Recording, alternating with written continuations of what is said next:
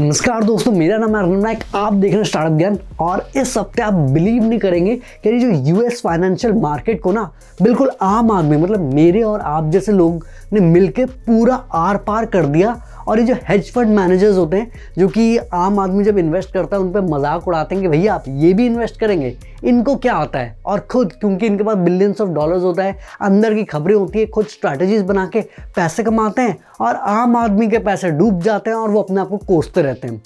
पर इस हफ्ते ये आम आदमी ने साथ में मिलकर ऐसा गेम खेला कि यार स्टॉक को $4 से मतलब सड़क से उठा के स्टार बना दिया। $400 हो गया स्टॉक प्राइस। और इसी बीच हेज फंड्स के बिलियंस ऑफ डॉलर्स के लॉस हुए, ऑलमोस्ट बैंकरप्ट होने वाले थे यार। एंड में गवर्नमेंट को भी कंप्लेन किया कि यार ये तो इलीगल चीज हो रही है। पर तब एलन मस्क ने एंट्री मारी और लिटरली आग में पेट्रोल डाल के गेम पूरा ही पलट लिया। तो वीडियो को आखिर तक देखना, क्योंकि एलन भैया ने जो ट्विस्ट किए ना उसके बाद अब फाइनेंशियल मार्केट बिल्कुल भी सेम नहीं रहा।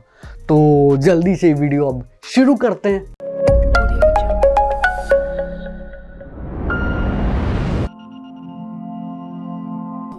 पहली बात तो यार 300,000 सब्सक्राइबर्स के लिए आप सबका फिर से दिल से थैंक यू।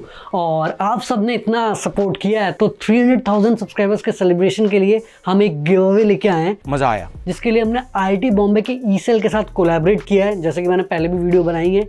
फरवरी 6 और 7 को उनका एनुअल ई समिट होने वाला है, जो कि साउथ ईस्ट एशिया का सबसे बड़ा एंटरप्रेन्योरशिप समिट है, जिसमें कई फेमस एंटरप्रेन्योर्स, इन्वेस्टर्स, लीडर्स जैसे कि रितेश अग्रवाल, राम श्रीराम, कन्वल रेखी ये सब आने वाले हैं। तो वहाँ पे कई सारे speaker sessions, workshop, knowledge sessions, networking की अपॉर्चुनिटीज, कई सारे इन्वेस्टर्स भी आएंगे। तो क्या पता आपको अपना अगला को फाउंडर या इन्वेस्टर या फ्यूचर एम्प्लॉई या कोलैबोरेटर्स इसी फेस्ट जो कि इस साल ऑनलाइन हो रहा है मिल जाए। तो करना आपको सिंपल सी चीज़ है कि स्टार्टअप ज्ञान के यूट्यूब चैनल को सब्सक्राइब करना है, इंस्टाग्राम में फॉलो करना है और हमारे डिस्कॉर्ड सर्वर को ज्वाइन करना है। एक फॉर्म नीचे दिया हो गया है जिसमें आपको थोड़ा अपना बेसिक आइडिया के बारे में डिस्क्राइब करना है। और फिर जितने भी लोग अप्लाई करेंगे उनमें से हम कुछ लोगों को शॉर्टलिस्ट करेंगे और फिर लाइव स्ट्रीम में ये शॉर्टलिस्टेड कैंडिडेट्स को अपना आइडियाज पिच करना होगा। और फिर हम लाइव स्ट्रीम में ही ये 10 पासेस गिव अवे करने वाले हैं, जिससे आप ये ई समिट बिल्कुल फ्री में अटेंड कर सकते हो। तो ये मौका गंवाना नहीं, ये सही में आपकी एंटरप्रेन्योरशिप की जर्नी को बिल्कुल नेक्स्ट लेवल पे लेके जा सकते हैं। लिंक डिस्क्रिप्शन में, जल्दी से आके फॉर्म भर दो और अपने फ्यूचर एंटरप्रेन्योर दोस्तों के साथ भी ये वीडियो शेयर कर देना। अब हम मेन टॉपिक पे आते हैं। बात करें हम गेम स्टॉप की। तो ये एक ऑफलाइन रिटेलर है यूएस का, जहाँ पे आप गेम्स, मर्चेंडाइज, कंज्यूमर इलेक्ट्रॉनिक्स खरीद सकते हो। और जैसे कि आपको पता है कि धीरे धीरे इतने सारे ऑनलाइन रिटेलर्स आ गए हैं तो ऑफलाइन रिटेलर्स के सेल्स कम हो रहे हैं, रेवेन्यूज कम हो रहे हैं। सेम चीज़ गेम स्टॉप के साथ भी हो रहा था। पर इनका अगर आप देखेंगे स्टॉक प्राइस ज़्यादा ही गिर रहा था। फिर 2019 में एक रेडिट यूज़र जिसका नाम ऐसा है कि अब हम बोल भी नहीं सकते, उन्होंने बोला कि यार गेम स्टॉप के रेवेन्यू ज़रूर कम है पर ऐसा नहीं है कि यार ये कंपनी डूब जाएगी, और जिस रास्ते पे जा रही है शायद ये कमबैक भी कर सकते हैं। और ये उन्होंने एक सब रेडिट वॉल स्ट्रीट बेट्स में डाला था, जहाँ पे रिटेल इन्वेस्टर्स होते हैं जो कि नॉर्मल कॉमन इंसान होता है जो कि यूएस मार्केट्स में इन्वेस्ट करते हैं। वो सब अपने डिस्कशंस करते हैं कि भैया इस स्टॉक में इन्वेस्ट किया, यहाँ पे नहीं किया, मीम शेयर करते हैं, अपलोड करते हैं, मतलब एक फन तरीके में अपना इन्वेस्टमेंट जर्नी डिस्क्राइब करते हैं। बट जो प्रोफेशनल इन्वेस्टर्स हैं और हेज फंड मैनेजर्स हैं, उनको लगता है कि भैया ये सही में टाइम पास कर रहे हैं, इनको पता नहीं है कि कौन से स्टॉक में इन्वेस्ट कर रहे हैं, लग रहा है सट्टा खेल रहे हैं। तो फिर 1 साल गया और गेम स्टॉप का स्टॉक प्राइस कंटिन्यूसली गिर ही जा रहा था, जबकि कुछ फेमस इन्वेस्टर्स जैसे कि माइकल बरी, उन्होंने भी इस कंपनी में इन्वेस्ट किया। फिर च्यूई के फाउंडर रियान कोहेन ने भी इन्वेस्ट किया, और रियान क्योंकि उनको ऑनलाइन का काफ़ी एक्सपीरियंस था वो धीरे धीरे हेल्प कर रहे थे गेम स्टॉप को ऑनलाइन मूव करने के लिए। फिर जैसे कि आपको पता है कि अरे पैंडेमिक में ये सारे स्टोर्स तो धीरे धीरे बंद हो रहे थे, पर नॉर्मल रिटेल इन्वेस्टर्स ने देखा कि अरे शेयर प्राइस इतना ज़्यादा कैसे गिर रहा है, मतलब ये नए नए इनिशिएटिव्स ले रहे हैं पर फिर भी स्टॉक गिरे ही जा रहा था। तब उनको पता चला कि यार एक्चुअली ना ये जो बड़े बड़े हेज फंड्स हैं ये शॉर्ट कर रहे हैं गेम स्टॉप के स्टॉक्स को, जिसकी वजह से वो कंटिन्यूसली इतना ज़्यादा गिर रहे हैं। अब आप बोलेंगे भैया ये शॉर्ट क्या होता है, तो सिंपल भाषा में समझाता हूँ। मान लो कि यार आपने 10 ग्राम सिल्वर यानी चांदी अपने दोस्त से बोरो किया, तो करीब 700 रुपये 10 ग्राम चांदी का, और ये आपने बोरो किया है 2 महीने के लिए। अब आपको लग रहा है कि भैया चांदी का दाम 2 महीने के अंदर काफ़ी ज़्यादा गिर जाएगा, तो आपने ये जो बोरो किया था 10 ग्राम चांदी वो आपने मार्केट में बेच दिया 700 रुपये में। तो अगर 2 महीने के अंदर ये प्राइस गिर जाता है, मान लो 500 रुपये हो जाता है 10 ग्राम चांदी, तो आप 500 रुपये में 10 ग्राम चांदी ले लोगे और 10 ग्राम चांदी अपने दोस्त को वापस लौटा दोगे, 200 रुपये आपका प्रॉफिट हुआ। पर भैया ये थोड़ा उल्टा भी हो सकता है, मान लो 700 की जगह 800 या 900 रुपये बढ़ गया, तो आपको महंगे दाम में खरीदना पड़ेगा और आपका लॉस हो जाएगा। तो यही इन्वेस्टर्स एक्चुअली कर रहे थे और इसीलिए स्टॉक प्राइस गिर रहा था। बट एक चीज़ अगर आप नोटिस करेंगे कि यार ये जो हेज फंड मैनेजर्स हैं ये 100% से भी ज़्यादा शॉर्ट कर रहे थे गेम स्टॉप के स्टॉक को। इसका मतलब वो इतना ज़्यादा शॉर्ट कर रहे थे कि उतने स्टॉक्स तो मार्केट में ट्रेड के लिए अवेलेबल ही नहीं थे। But in hedge fund managers का मानना था कि यार हम इतना अगर शॉर्ट करेंगे ये स्टॉक प्राइस बिल्कुल ज़ीरो हो जाएगा, फिर हमको ये स्टॉक्स वापस ही नहीं करने पड़ेंगे, और ये इनका प्लान बढ़िया चल रहा था। बट यहाँ पे आता है कहानी में ट्विस्ट। तो ये जो वॉल स्ट्रीट बेट्स के यूजर हैं, इन्होंने सोचा कि यार ये इतना ज्यादा शॉर्ट कर रहे हैं, अगर हमने इनको शॉर्ट स्क्वीज कर दिया तो इनके पास बचने का कोई तरीका नहीं होगा। इसका अगर मैं आपको एक सिंपल एग्जांपल दूं जो कि मैंने इंटरनेट पे पढ़ा है कि मान लो कि यार एक बंदर के पास 2 संतरे हैं, ये संतरों का दाम है 10 रुपए एक संतरे का, तो टोटल 20 रुपए हुए। अब एक सांप आता है, वो बोलता है कि यार ये 2 संतरे ना मुझे कुछ दिनों के लिए दे दो, तो बंदर दे देता है। अब यहाँ पे सांप को लगता है कि यार इतने ज़्यादा संतरे हैं मार्केट में और इसका वैल्यू गिरेगा, तो मैं इसको बेच देता हूँ 10 रुपये में, और जब 5 रुपये में हो जाएगा तब मैं खरीद लूँगा, वापस कर दूंगा बंदर को और अपना 5 रुपये का प्रॉफिट भी रख लूँगा। और ये वो बेच देता है।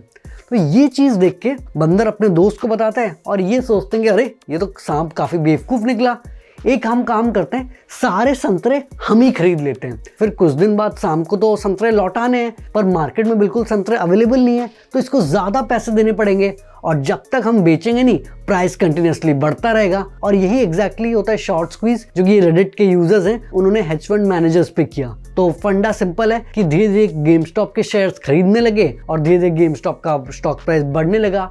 तो इनको जबरदस्ती महंगे प्राइस पे शेयर्स खरीदने पड़ रहे थे और एक्चुअल में क्योंकि इतना पैसा देने को तैयार थे तो एक्चुअली में गेम स्टॉप का शेयर प्राइस और बढ़ने लगा। और ऐसे ही होते होते एक शेयर प्राइस जो कि एक टाइम में $2-3 का था वो $100, $200, $300, $400, ऑलमोस्ट $500 हो गया। और इतना ज़्यादा प्रॉब्लम हुआ हेज फंड मैनेजर्स को, स्पेशली मेलविन कैपिटल जो कि एक बहुत बड़ा हेज फंड है और यूजुअली 30% का रिटर्न देते हैं, उस टाइम में जबकि दूसरे हेज फंड्स डूब रहे थे। बट यहाँ पे इतनी ज़्यादा इनको लॉस होने लगा क्योंकि ये अपना पोजीशन क्लोज नहीं कर पा रहे थे कि इनको करीब $2 बिलियन का लोन लेना पड़ा और फिर उन्होंने बड़ी मुश्किल से अपने पोजीशन क्लोज किए। तो ये सारी जब चीज़ें हो रही थी तो एलन भैया ने इसके ऊपर ट्वीट करके गेम स्टॉक लिख दिया और उसके बाद तो शेयर प्राइस और ऊपर चला गया क्योंकि ये चीज़ एलन भैया को पर्सनली इफेक्ट करते हैं। जब अभी वो रिसेंटली टेस्ला बना रहे थे कई सारे हेज फंड मैनेजर्स टेस्ला को शॉर्ट कर रहे थे और इससे क्या होता है कि टेस्ला का भी शेयर प्राइस काफ़ी ज़्यादा गिरने लग जाता है और फिर कंपनी पे काफ़ी ज़्यादा प्रेशर बढ़ता है। और एलन मस्क का कहना है कि यार अगर मेरे पास कोई गाड़ी नहीं है मैं उसको बेच नहीं सकता, अगर मेरे पास घर नहीं है तो मैं घर को बेच नहीं सकता, तो ये सब जो शेयर्स इनके पास नहीं है वो बेच कैसे रहे। और इसके ऊपर ये होता है कि यार जब यूजुअली आप एक कंपनी के स्टॉक में इन्वेस्ट करते हो आप अज्यूम करते हो कि यार ये कंपनी ग्रो होगी, सबका फायदा होगा। बट जब आप शॉर्ट कर रहे हो आप चाहते हो कि यार ये कंपनी डूबे, तो इससे यार कोई पॉजिटिव इम्पैक्ट थोड़ी होगा। तो एलन मस्क को इस शॉर्टिंग से काफी ज्यादा पहले भी नुकसान हुआ था, पर अब एलन मस्क ने बोला कि यार सबका बदला लिया जाएगा, सबका बदला लेकर ट्वीट कर दिया, आर पार हो गया शेयर प्राइस। और रेडिट यूजर्स यहाँ पे रुके नहीं, उन्होंने बोला कि अरे जो और कंपनीज है जिनको शॉर्ट किया जा रहा है उनके साथ भी हम यही चीज करते हैं। और फिर इन्होंने AMC, Nokia, blackberry, bed bath and beyond इन सब के स्टॉक्स खरीदने शुरू किए और इनके प्राइस भी बढ़ने लगे। पर आप बोलेंगे कि भैया ये जो रेडिट के यूजर्स हैं और फिर जो नॉर्मल पब्लिक है वो इतना ज़्यादा ऐसी कंपनीज में क्यों इन्वेस्ट कर रही है जिनके हालात अभी खराब है। भाई इसमें से कुछ लोग तो पर्सनली इफेक्ट हुए थे, इसीलिए उन्होंने ये चीज़ किया क्योंकि उनका कहना है कि जब 2008 का जो फाइनेंशियल क्राइसिस था तब गवर्नमेंट ने ये बैंक्स और इन सब की तो मदद करी, बट जो नॉर्मल लोग हैं वो बहुत बुरी तरह फंसे। और ये जो बच्चे थे उन्होंने देखा कि यार उनके पेरेंट्स का घर ले लिया गया, इतने ज़्यादा कर्जे बढ़ गए और बहुत मुश्किल की ज़िंदगी काटनी पड़ी। और काफ़ी लोगों ने तब प्रोटेस्ट भी किया था बट US गवर्नमेंट ने हेल्प नहीं करी।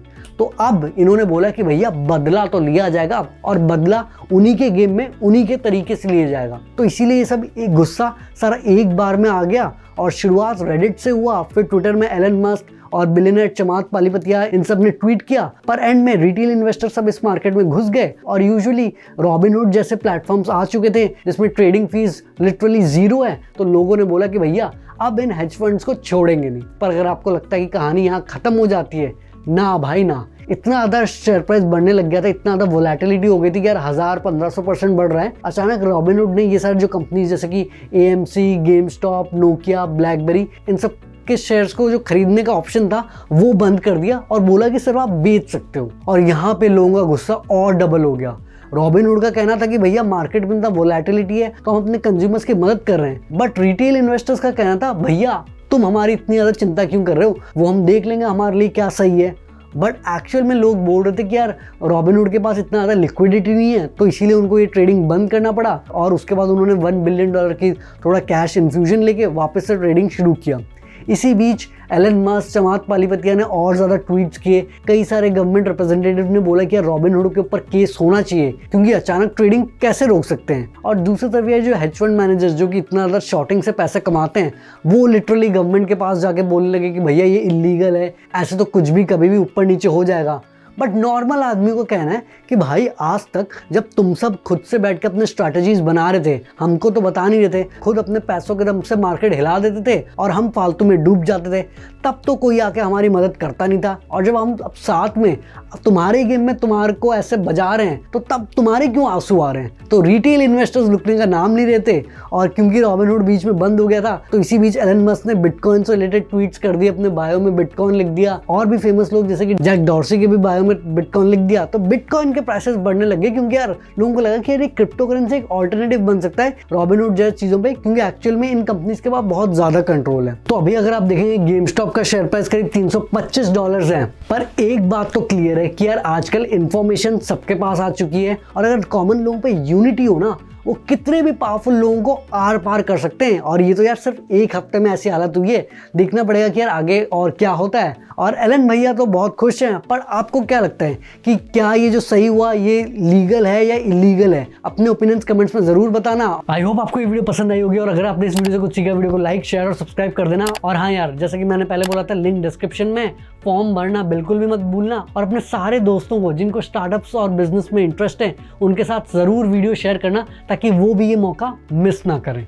आगे हम ऐसे स्टार्टअप, बिजनेस, मोटिवेशन और एंटरप्रेन्योरशिप से रिलेटेड बातें करेंगे। तो जल्दी मिलते एक नई और जानकारीपूर्ण वीडियो के साथ। धन्यवाद।